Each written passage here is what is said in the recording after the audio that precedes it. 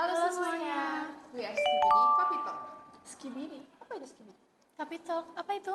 Kalian nggak tahu Skibidi itu bahasa geng apa yang lagi rame di media sosial? Olah, skibidi toilet.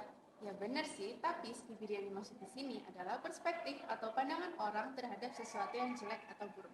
Tapi Skibidi juga bisa diartikan dengan sesuatu yang bagus atau keren, tergantung seseorang menggunakan kata tersebut dalam sebuah kalimat. Terus kata Kapitol itu diambil dari kata Kapitol yang artinya gedung DPR atau para pejabat tinggi dan kata talk yang artinya bicara. Olah, jadi gitu. Keren banget ya nama podcast kita. Iya dong, harus keren. Masa cuma ikut-ikutan yang di media sosial doang tapi nggak tahu artinya? Ngomong-ngomong soal media sosial, sekarang tuh lagi rame nggak sih yang peringatan darurat Garuda Biru itu? Itu kenapa sih kok bisa rame banget? Nah, aku jelasin dikit ya. Jadi, peringatan darurat guru itu seperti sebuah simbol kekecewaan masyarakat terhadap putusan Mahkamah Konstitusi yang dianggap dihambat oleh DPR. Nah, para netizen itu memanfaatkan media sosial untuk menyebarkan gerakan tersebut. Olah, jadi gitu. Jadi itu termasuk dalam demokrasi digital. Benar banget, aku juga sependapat. Jadi di podcast kita ini kita bakal bahas tentang demokrasi di era digital. Bentar. Kita tadi udah ngomong panjang lebar tapi kita belum perkenalan dulu. Gimana kalau kita perkenalan dulu? Jadi guys, perkenalkan nama aku Ines. Nama aku Reni. Dan aku Michiko. Nah, kita di sini nggak cuma bertiga, tapi kita punya tamu spesial yang bakal ngobrol sama kita. Yuk, kenalan sama narasumber kita. Nama saya Bobianto Gunawan, sarjana hukum dan magister hukum. Saya memiliki kantor advokat di Surabaya. Lalu tema kali ini mau mengangkat apa adik-adik semua? Tentang demokrasi di era digital. Demokrasi di era digital. Oke, bahan apa yang digunakan demokrasinya? Kayak di media sosial. Seperti apa contohnya? Kayak yang baru-barusan kemarin lagi viral kayak di Twitter, TikTok gitu-gitu. Oke, demokrasi di era digital. Jadi sekarang itu sudah memang ranahnya era digitalisasi tentunya. Jadi semua kita bisa mengakses lewat HP ya, baik secara TikTok, Instagram, Facebook dan lain-lain.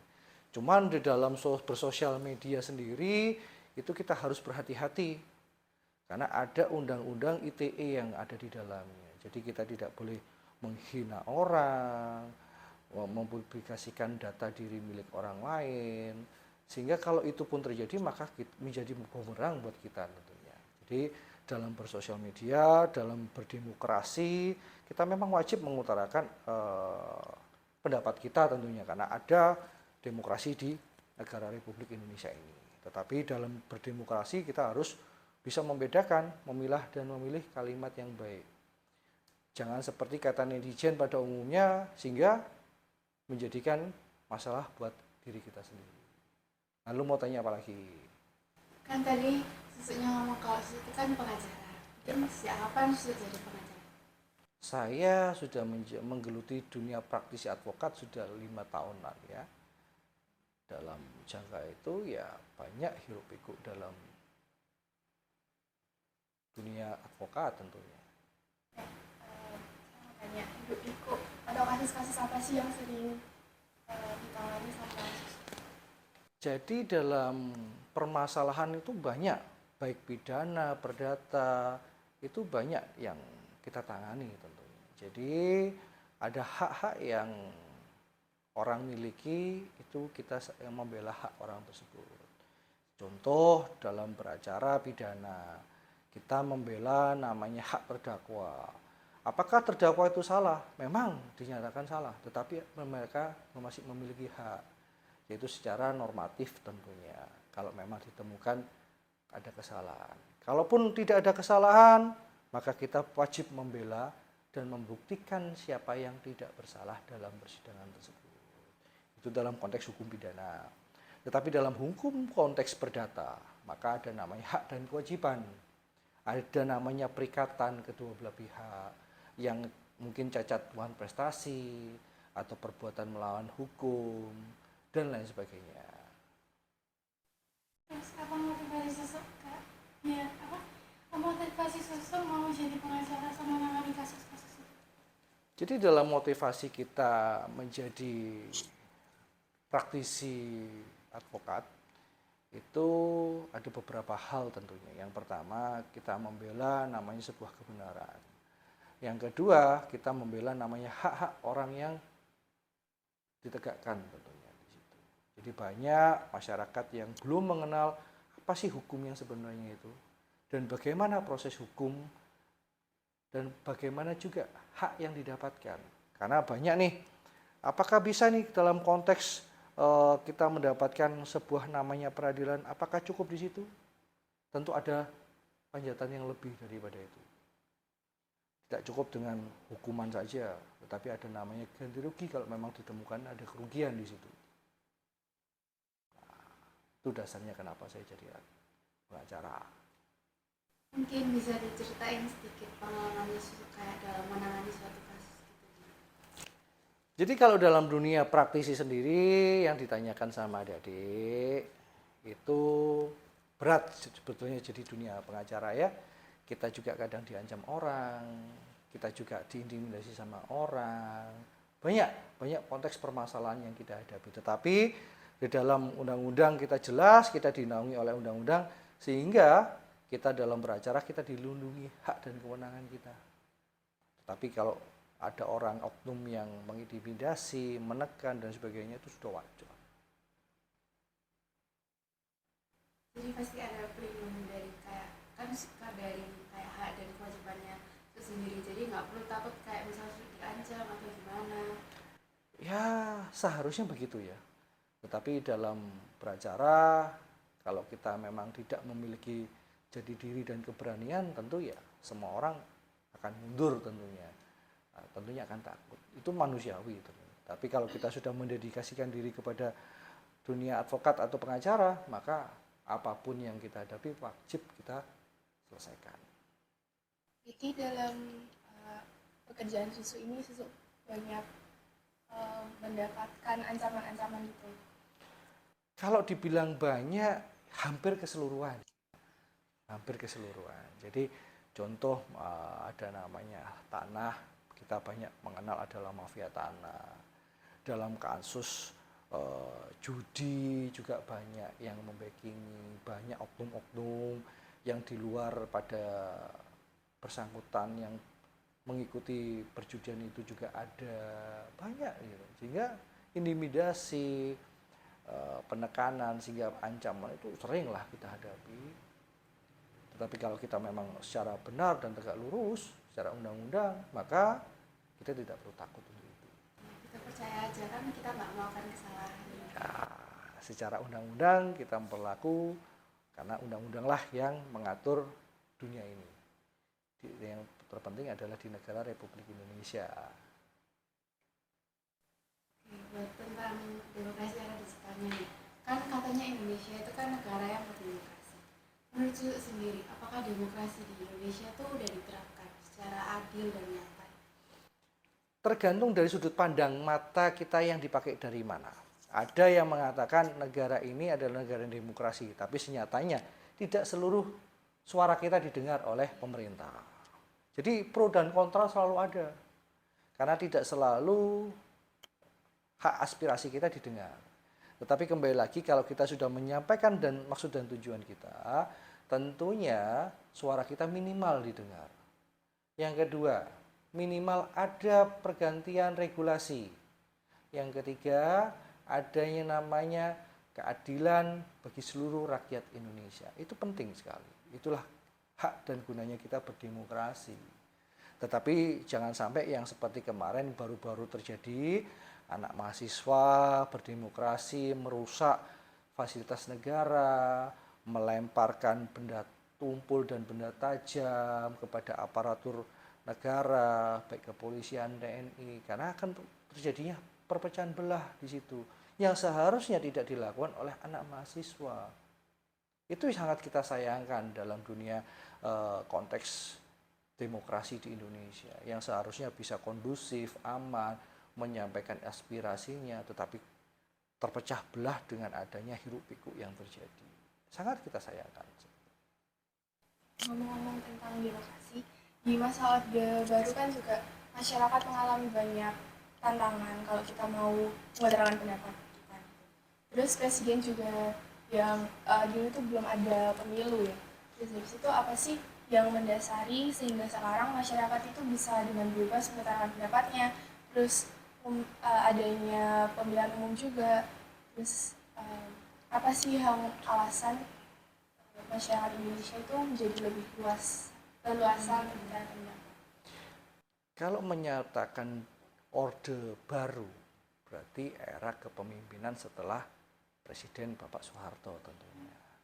Jadi mulai dari kepresidenannya dipimpin oleh almarhum Bapak Soeharto, itu barulah kita mengenal adanya namanya demokrasi, pemilu, dan sampai dengan pergantian masa presiden yang dibatasi dengan 2 kali periode. Satu periodenya berapa tahun? Kurang lebih tahu? 5 tahun. Nah, karena ada batasan-batasan. Sehingga batasan itulah yang kita dipakai. Sehingga itulah namanya demokrasi. Tidak bisa menjabat sampai dengan masa kejayaan Bapak Soeharto 32 tahun memimpin Republik ini. Maka ada jangka regulasinya, yaitu maksimal 2 kali periode, yaitu 10 tahun. Ma'ruf baru itu dikenal ada namanya demokrasi, memilih melewati pemilihan umum, ada pilpres, ada pilgub, ada pilda, pilihan daerah ya. Nah, sampai dengan jajaran yang di bawahnya tentunya. Jadi demokrasi itu baru ada setelah Soeharto, di bawah kepemimpinan Soeharto itu tadi ya? Ya, betul. Karena Bapak Soeharto sendiri adalah tunjukkan, ini informasi yang ada ya, karena kita juga belum lahir pada zaman itu. Yang kita tahu dari zaman sejarah adalah penunjukan langsung, sehingga tidak ada yang namanya demokrasi. Setelah Bapak Soeharto lengser, ada namanya Presiden B.J. Habibie yang ditunjuk langsung oleh Bapak Soeharto. Setelah Bapak B.J. Habibie, maka demokrasi berlanjut. Siapa penggantinya setelah B.J. Habibie? Tahu adik-adik? Ayo, kepresidenan setelah B.J. Habibie siapa? Abdul Rahman Wahid. Ya, atau yang dikenal namanya Gus Dur. Gus Dur nama keren. Nama aslinya adalah Abdul Rahman Wahid. Itulah mulai dari pemilu ya. Setelah almarhum Bapak Presiden B.J. Habibie. Soal demokrasi digital sekarang kan lagi rame yang putusan MK itu kan, yang masyarakat posting yang Garuda Biru peringatan darurat. Tapi kalau kita lihat sampai sekarang suara rakyat itu juga belum didengar. Jadi begini, kalau kalimat adik-adik adalah Mahkamah Konstitusi, konstitusi itu adalah mutlak dan jelas. Karena putusan dari MK itu final and binding, tidak dapat diganti. Sehingga kalau tadi bilang ada yang namanya konotasinya biru dan sebagainya, itu tidak ada dalam undang-undang yang mengatur terkait dengan itu ya. Jadi kita harus selaras dan sepemikiran terlebih dahulu. Itu hanya konteks bahasa yang dipakai orang saja. Kalau dibilang berbahaya, sampai dengan sekarang Indonesia ini masih kondusif, ya, masih sesuai dengan peraturan yang ada. Kalau ada namanya demokrasi yang tidak didengar dan ada yang didengar, itu adalah hanya pro dan kontra saja. Kalau kembali, kita jangan sampai gampang terprovokasi oleh oknum-oknum yang gampang memprovokasi kita. Karena banyak yang menunggangi dalam konteks keinginan berkuasa dalam negara ini banyak sekali. Banyak sekali yang tidak mematuhi dengan peraturan itu banyak sekali. Sehingga kita wajib memilah dan memilih mana yang benar, mana yang salah. Jangan katanya orang, begini benar, kita ikut semua benar. Itu kalimatnya adalah kalimat netizen. Ya, jangan sampai dengar kalimat netizen lalu kita membenarkan sebuah konteks permasalahan. Misal kata kita menghakimi orang itu bersalah, contohnya, belum tentu orang itu bersalah. Tetapi kalau kita menghakimi berarti kita ikut terlibat di dalam permasalahan itu. Kita mengamati saja, apakah ini benar, apakah ini salah. Belum tentu itu benar kok, dan belum tentu juga itu salah. Sehingga kita tidak boleh menghakimi Karena ada peradilan lah yang akan menghakimi itu. Oke, lalu ada pertanyaan lagi adik-adik? Tadi kan Su ngomong kalau kita harus milih-milih mana yang benar, mana yang salah. Tapi kalau dilihat di media sosial itu kan informasi itu kan beredar dengan sangat cepat kan. Apalagi kayak lewat aplikasi-aplikasi kayak Instagram, TikTok, Twitter dan lain sebagainya. Nah, terus kebanyakan netizen itu lebih percaya sama berita yang belum pasti. Kayak misalnya berita hoax gitu pasti lebih cepat tersebarnya. Itu kira-kira kenapa? Jadi gini, sangat disayangkan memang ya adik-adik ya. Betul ya, banyak hiruk pikuk di dalam masyarakat itu bilang, oh kalau satu bilang A semua benar, bilang B semua benar. Ya, jadi maka untuk adik-adik semua belajarlah mencapai ilmu setinggi langit. Ya, ada pepatah mengatakan belajarlah sampai ke negeri Cina. Tujuannya apa? Agar kita bisa melihat mana yang benar, mana yang salah, tidak gampang terprovokasi, sehingga kita berdapat dunia pendidikan yang lebih baik tentunya. Jangan sampai kalah dengan negara-negara yang lain. Kalau apakah selesai dengan tamatan SMA cukup? Itu hanya program yang pemerintah adakan. Nanti ada jenjang karir yaitu sarjana. Setelah sarjana apa? Ada pasca sarjana. Setelah pasca sarjana ada lagi namanya doktoral. Ya, banyak tingkatannya. Sehingga apakah cukup sampai kita dengan sekolah tingkatan SMA? Ya itu loh. Banyak pemikiran yang kita belum open minded di situ. Open minded sehingga banyak katanya orang terprovokasi. Itu yang sangat kita sayangkan. Lalu mau tanya apa lagi adik-adik? Berarti kembali lagi ke diri kita sendiri ya, gimana cara kita menyikapi hal-hal yang kayak gitu. Betul tentunya. Lalu menurut Susu, efektif nggak sih kalau misalnya masyarakat Indonesia itu berdemokrasi lewat sosial media seperti yang lagi ramai di Twitter, di X atau di Instagram itu? Jadi dalam dunia era digitalisasi, kita justru lebih gampang untuk menyalurkan aspirasi tentunya. Tidak seperti zaman dulu yang harus datang ke gedung DPR, gedung MPR, menduduki istana kepresidenan untuk hanya menyuarakan aspirasi. Pertama itu memakan waktu, yang kedua memakan biaya. Lalu siapa yang mengeluarkan biaya itu?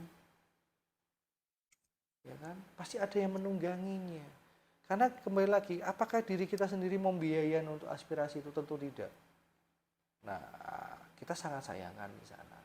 Sehingga kalau dunia sosial media tentunya lebih efektif untuk kita memberikan aspirasi. Ada seperti kepolisian, itu ada wadah tersendiri, kita menyampaikan ada suara, ada panggilan, ada tindakan kejahatan. Sehingga responsifnya lebih cepat tentunya. Tidak seperti zaman dulu telepon masih koin. Ya kan? Dulu masih ada pager. Saya masih zaman itu. Tapi sekarang begitu buka HP sudah kirimnya bentuk detik. WhatsApp misal kata. Punya teman lawan jenis, gampang panggilnya, gampang ajak ketemu. Dulu kita susah, harus surat-suratan dulu. Itulah lebih memudahkan, tapi juga gampang menjerumuskan. Kok bisa gampang menjerumuskan? Ya itu tadi, kalau kita tidak berpandai bersosial media, ada namanya video porno, ada tindakan asusila, ada pengancaman, ada penipuan yang tertuang di dalamnya. Contoh kayak APK aplikasi, lalu kita klik langsung kesedotlah rekening kita, sering. Sehingga banyak kejahatan yang tertuang di dalamnya. Maka kita lebih pandai lah untuk menyikapi itu. Tergantung kita sendiri. Mungkin pernah kayak nanganin kasus yang kayak gitu nggak? Yang ada hubungannya sama media sosial. Sering. Jadi contoh orang memeras, ada ini video call, tiba-tiba kita nggak tahu nomornya siapa, kita di video call, kita angkat, ternyata dia lagi telanjang bulat nih. Ada itu. Lalu kita diperas. Kalau kamu tidak memberikan sejumlah uang, maka saya akan sebarkan berita ini ke akun-akun dunia sosialmu. Banyak sering mengintimidasi. Contoh yang berikutnya ada namanya aplikasi yang menguras rekening kita. Yang sebetulnya notabene itu adalah aplikasi jahat yang seharusnya tidak pernah ada. Kita begitu mengeklik, mereka bisa tahu passwordnya kita, isi rekening kita, bahkan menguras data transaksi HP kita karena bisa di cloning di situ. Sering kita nangani kejahatan-kejahatan ITE di situ.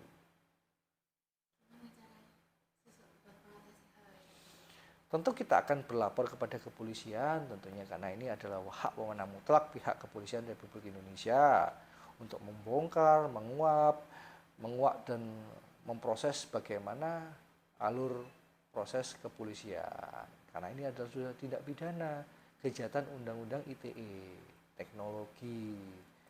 Sehingga yang kita pakai adalah Undang-Undang teknologi tentunya karena bukan kejahatan secara verbal. Ya, berarti ini adalah kejahatan non verbal yaitu melalui undang-undang elektronik. Berarti juga ada ya undang-undang yang nggak cuma di dunia nyata doang, tapi kayak di media sosial secara nggak langsung itu kayak misal kita nggak adil nih, ada yang nggak adil di media sosial itu pasti juga ditangani juga. Tentu ada, tentu ada.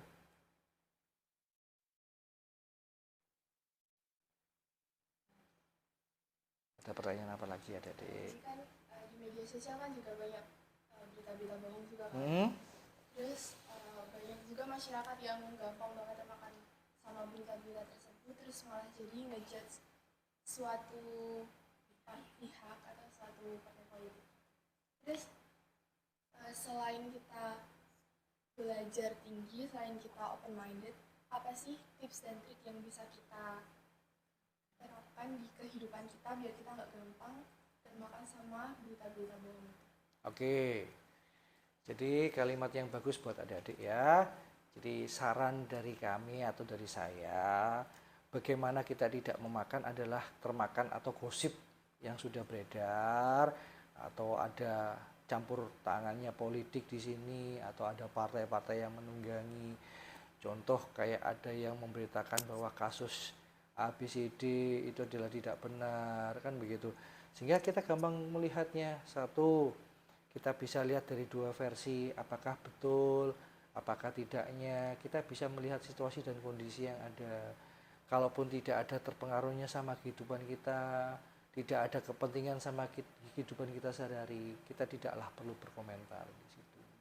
Kalau memang ada dampak dari kehidupan kita, contoh kita memang sebagai aparatur negara, aparatur sipil ya, entah kepolisian, entah kepegawaian kenegaraan, itu ada kepentingan mereka di dalamnya. Silakan mereka bisa mengajukan aspirasi, tetapi dengan etika yang baik, sopan santun, tata cara. Dan nanti adik-adik semua sebagai penerus bangsa tentu bisa menyampaikan aspirasinya. Bagaimana nanti ada namanya pengaduan di ke pemerintahan, ke presidenan, ke kepolisian, ke TNI, bahkan sampai ke bawah pun sudah ada penanganan, sampai tingkat kecamatan pun ada.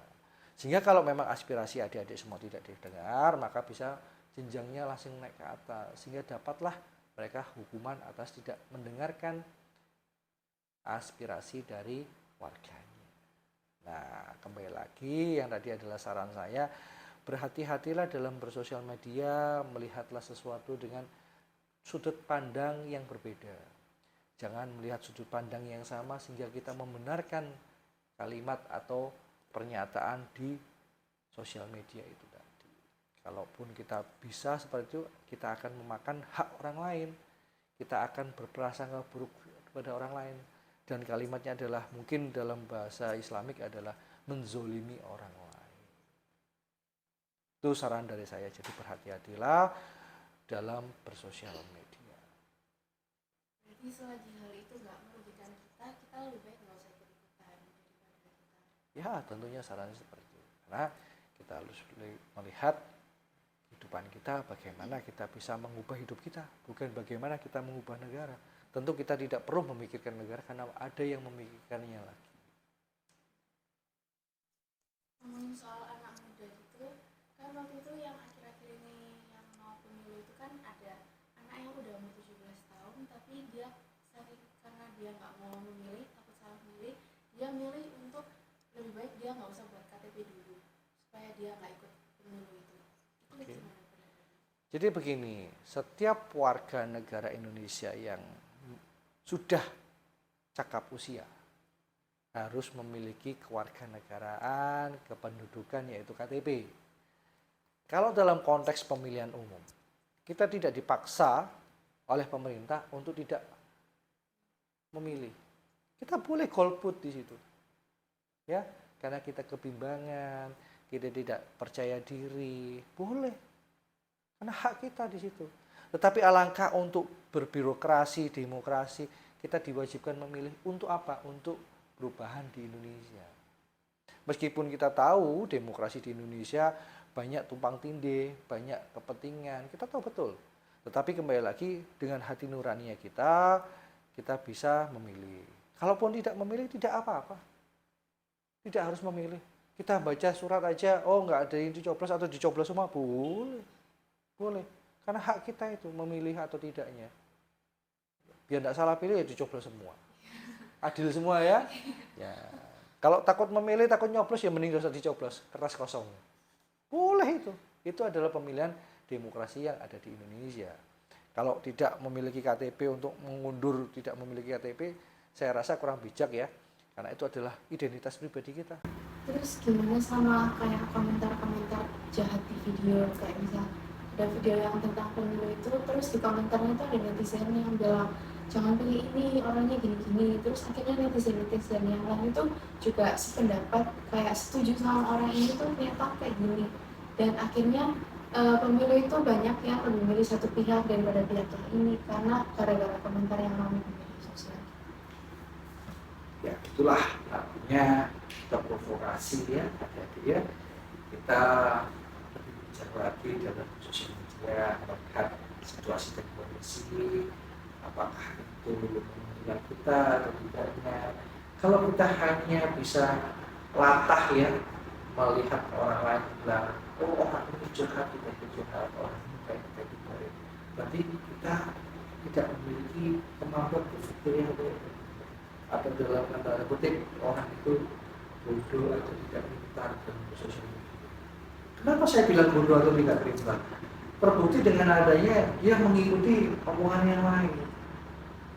Kalau memang orang senyatanya orang itu cerdas semua, maka tidak perlu mengikuti kata-kata orang lain. Karena kita memiliki suara yang sama, hak yang sama, bersosial media yang sama, maka tidak perlu mengompori, mengikuti kalau memang tidak tahu sebenarnya. Kan begitu. Mungkin ada tips and trik buat para penonton buat cara bedain berita yang udah terpercaya sama berita yang belum terpercaya. Jadi saran dari saya mungkin ini teman-teman adik ya. Mungkin terima kasih juga yang menonton. Bila mana saya ada kekurangan atau kesalahan, saya ucapkan maaf. Bila mana ada yang mengikuti hal lain, saya ucapkan maaf. Kembali lagi saran dari saya, dalam bersosial media kita dapat berhati-hati untuk melihat sumber mana yang dipakai, apakah benar, apakah aktualnya sesuai atau tidaknya dalam konteks bersosial media. Jangan sampai kita langsung memberikan hukuman, jangan sampai kita langsung memberikan komentar yang tidak pada sebenarnya. Jadi nanti akan menjadi bumerang buat kita untuk kita dilaporkan. Banyak sekali yang dilaporkan lagi tadi itu. Maka hati-hatilah terhadap sosial media. Salam dari saya, terima kasih adik-adik semua. Saya ucapkan terima kasih dan salam sehat selalu. Ini sebenarnya ucapin terima kasih ke Sophie yang mau berbagi cerita pengalaman hari ini. Kami juga mohon maaf sama mahasiswa dan beberapa pihak kalau kita ada salah kata dan terkesan menyudutkan beberapa pihak. Terima kasih atas waktunya, terima kasih banyak semuanya.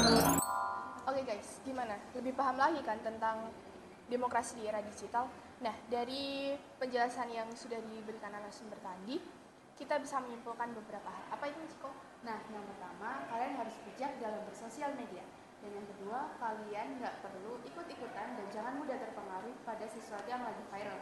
Dan yang terakhir, kalian nggak perlu takut selagi hal tersebut tidak merugikan kalian. Terima kasih sudah menonton dan jangan lupa like, Comment, Share and subscribe. bye-bye.